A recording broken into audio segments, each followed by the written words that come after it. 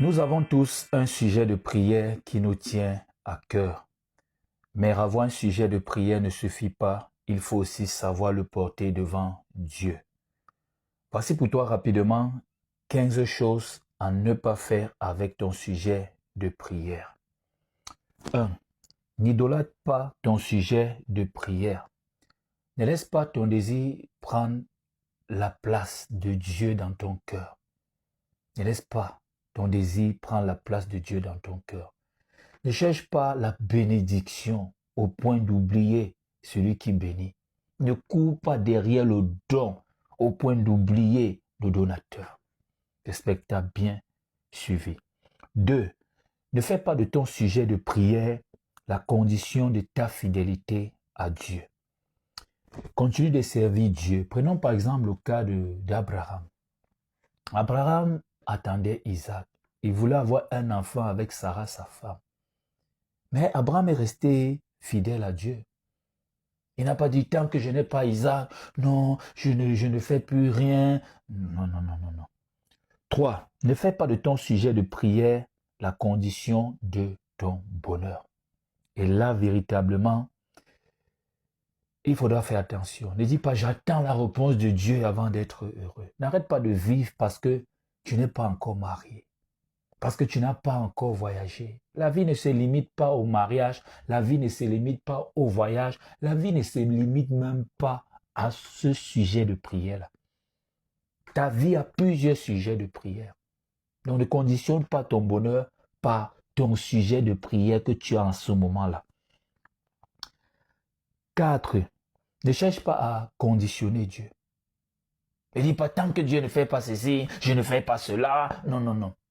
Et il ne faut pas ici confondre au vœu. Tu peux faire un vœu. Mais je parle véritablement de ceux-là qui conditionnent Dieu. C'est très dangereux. Si tu as fait ça, il faut t'excuser. Et tu as fait qu'est-ce qui a changé? C'est un péché. Ne conditionne pas Dieu. Et il faut savoir que dans cette marche-ci, ça dépend aussi de l'esprit qu'on a. Et quand tu lis la Bible, il faudrait être concentré. Certains, tu penses à la condition alors que c'est un vœu. On peut faire un vœu. Conditionne pas Dieu. N'impose pas à Dieu un délai. N'impose pas à Dieu un délai. Certains appellent ça la foi. Ce n'est pas la foi. C'est pas la foi. C'est un cœur attaché à un sujet de prière. Faut arrêter. Quand un sujet de prière monte déjà trop là, tu arrêtes avec ce sujet de prière. Ça devient déjà une idolâtrie. Voilà pourquoi Dieu ne répond pas à beaucoup de sujets de prière. Ça devient une idolâtrie. Tu arrêtes. Quand tu sens que ton sujet de prière devient déjà une idolâtrie, tu arrêtes pas. Et certains vont au point de conditionner Dieu. Tu vois, quand c'est une idolâtrie, tout ça commence à couler. On commence à conditionner Dieu. On commence à... Tu vois un peu. On va continuer, on a dit rapidement. 5. N'abandonne pas ton sujet de prière entre les mains des hommes. Ne dis pas, pasteur, voici mon sujet de prière. Après, tu restes tranquille. Tu es mieux placé pour prier pour ton sujet de prière. Tu penses que le pasteur dort avec ton sujet de prière. Est-ce que tu penses? Tu penses que les frères, après avoir fini d'intercéder là, tu es sûr qu'en rentrant, même ils pensent en quoi toi? Les gens ont leurs problèmes, c'est une réalité. Les gens aussi doivent se reposer, c'est une réalité. Donc, prie à 90% là. Tu dois t'engager. Prie, ne sous-traite pas ta marche chrétienne. C'est bon qu'on prie pour toi, mais ça, c'est leur prière pour toi, c'est pas ta prière. Il faudra faire cette différence. Tu dois véritablement prendre ton problème à cœur. Parce que la prière des hommes ça ne va jamais remplacer ta prière. Il faudra savoir, ça c'est leur prière pour toi. On va aller rapidement. On est au 6. Ne parle pas de ton sujet de prière à tout le monde. Il y a des gens qui ont des ondes négatives. Il y a des gens qui traversent des périodes où tout ce qu'ils touchent ou tout ce qu'ils entendent, ça ne marche pas. C'est-à-dire, dès qu'ils écoutent la palme, c'est fini. Les mauvais esprits sont en eux. Il y a maintenant les gens qui sont méchants. Donc, ne parle pas de ton sujet de prière à tout le monde. 7. Ne laisse pas ton sujet de prière envahir toutes tes prières. Faut pas que dès que tu pries, le mariage, le voyage, partout, c'est le voyage. Ça ne plaît pas souvent aux anges et ça ne plaît pas souvent à Dieu. Il faudra le savoir. Le 8. Ne prends pas de décisions précipitées à cause de ton attente. Parce que certaines, quand ça traîne là, ils commencent à prendre des décisions, eux-mêmes ils tracent des voies et après ils se retrouvent dans des problèmes. Le 9, n'abandonne pas ton sujet de prière parce que Dieu t'a à répondre. N'abandonne pas ton sujet de prière. On n'a pas dit que tous les jours c'est ce même sujet de prière. Quand ça devient une idolâtrie, tu peux laisser ce sujet de prière. Parce que quand c'est une idolâtrie, Dieu frappe l'idolâtrie. Tu laisses, ça c'est la spiritualité, ce que je suis en train de t'enseigner là. Quand ça devient une idolâtrie, tout pour toi maintenant ce n'est que le mariage, tout c'est le mariage, tu laisses ce sujet de prière. On était là, je veux un enfant, je veux un enfant. Après un an, l'essai a dit, Seigneur, tu me donnes un enfant, je te donne un serviteur. Ça veut dire qu'elle n'a même plus besoin d'enfant. Maintenant, c'est la volonté de Dieu. Et voilà, prière stratégique. Elle a eu plusieurs enfants plus tard. Elle a véritablement donné cet enfant à Samuel au temple. Voilà la stratégie. On avance. Le 10. Ne doute pas de l'amour de Dieu à cause de son silence. J'aimerais te dire, Dieu t'aime toujours. Dieu n'est pas obligé de tout te dire. Et Dieu n'est pas un bavard. Faudra le savoir. Le silence même de Dieu est une parole. Son silence peut même faire que tu puisses te remettre en question. Certaines, dans le silence de Dieu, quand le silence de Dieu s'est imposé, se sont remis en question. Ils ont vu qu'il y avait des erreurs. Ils ont même vu que cette prière avait de mauvaises motivations, des motivations impures, et ils ont fermé cette page-là. Tu vois. Le 11. Ne paye jamais pour que ton sujet de prière soit exaucé. Ne paye jamais pour ça. Ne paye pas pour que son sujet de prière soit exaucé. Donner des offrandes, soutenir l'œuvre de Dieu, donner aux orphelins, ça c'est autre chose. Certains véritablement payent. Après, ils vont se plaindre après. J'ai donné les dîmes, j'ai donné les offrandes. Rien à faire ceci. Ça peut donner pour que l'œuvre avance. C'est bien. On peut le faire dans les périodes difficiles, c'est même conseillé. Mais c'est pas, tu n'es pas en train d'acheter quelque chose.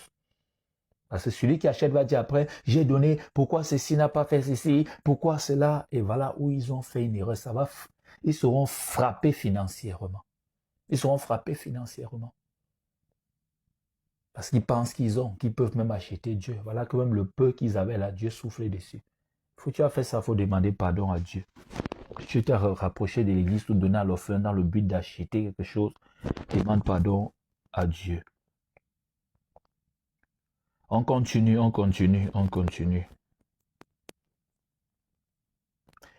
Ne compare pas ton sujet de prière à celui des autres. Ne dis pas pourquoi les autres, Dieu a répondu à leur prière. Pour moi, il n'est même pas, il ne demande même pas grand chose. Il n'a rien dit depuis. Ces murmures-là, c'est pas bon. Cette comparaison, c'est pas bon. C'est pas bon. Déjà, tu ne connais pas leur parcours. Ce n'est pas du tout bon. Ne compare pas ton sujet de prière. Pourquoi pour exaucer? Pourquoi pour moi n'est pas exaucé? Ne compare pas tes sujets de prière à celui des autres. Un autre point, et c'est ce que je disais même tout à l'heure, ne murmure pas contre Dieu à cause de ton sujet de prière. Tu vois, ne garde pas ton cœur dans la plainte, dans les murmures. Tu commences à murmurer, ça t'arrive, n'est-ce pas? Ça t'arrive, tu vois ce que je dis est vrai, tu commences à murmurer, tu ne veux pas dire tout haut, tu as peur, mais dans ton cœur, c'est ce qui est en train de défiler. C'est pas bien, c'est pas bien vraiment, c'est pas bien. Ne fais jamais ça. Ne fais jamais ça. Un autre point, et c'est important, ne cherche pas de raccourcis pour obtenir ce que tu demandes. Certains finissent comme ça, ils prient, après ils se retrouvent chez le marabout. Ils prient, après ils mélangent un peu de péché pour booster les ossements de leur prière. Hein?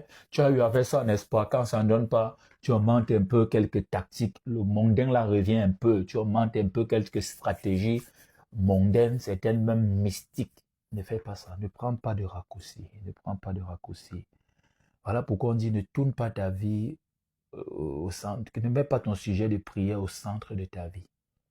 Parce que ça va finir comme ça là. Le 15, ne cesse jamais de remercier Dieu pendant l'attente. Remercie Dieu. Abraham remerciait Dieu. Remercie Dieu pour ce que tu as, la vie que tu as. Remercie Dieu. Pourquoi? Parce que la gratitude fortifie ta foi. Et l'ingratitude, c'était un ennemi de la foi. L'ingratitude. Retiens que l'ingratitude est un ennemi de la foi. Quand tu n'es pas reconnaissant avec ce que Dieu a déjà fait là, ce que Dieu a déjà fait, tu vas douter à tout moment. Tu vas perdre la foi à tout moment. Donc, sois reconnaissant. Ça va te booster, ça va te donner de l'énergie. Ça va donner de la force à ta foi en attendant les ossements de ton sujet. Donc, voilà pour toi quelques points que j'ai préparés. Et il y a d'autres points. Ça, c'est déjà une base très solide. Et le Saint-Esprit va t'éclairer. Tu vas voir d'autres points. C'est que tu ne dois pas faire avec ton sujet de prière. Que le Seigneur te bénisse. Je suis l'apôtre Hervé Mokem, le motivateur chrétien. Si Dieu te met à cœur, soutiens cette œuvre pour qu'on puisse avancer, pour qu'on puisse tenir les différents projets et la diffusion de la connaissance biblique, de la connaissance spirituelle puisse être chaque jour une réalité. Que le Seigneur te bénisse. Bye. À la prochaine vidéo.